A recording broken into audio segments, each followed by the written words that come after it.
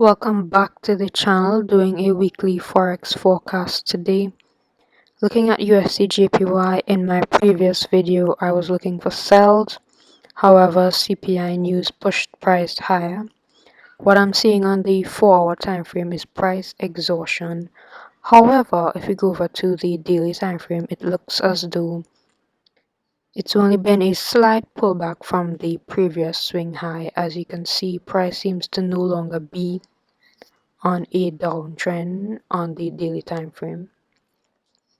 So it's important to keep an eye on the DXY as well. If the dollar gets weaker, you can expect to see UJ sell off. I'm also looking at Euro USD. Price is at a key resistance level, and I'm looking to see how things develop in the coming week. Also got eyes on USD CAD, looking for more confirmations to the sell side. And lastly, I'm looking at AUDJPY.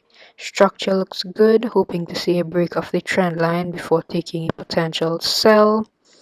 Also remember to check out the links below. Join the free Telegram for updates and check out my broker of choice. Also be sure to subscribe to the channel for more, and I'll see you guys in the next video.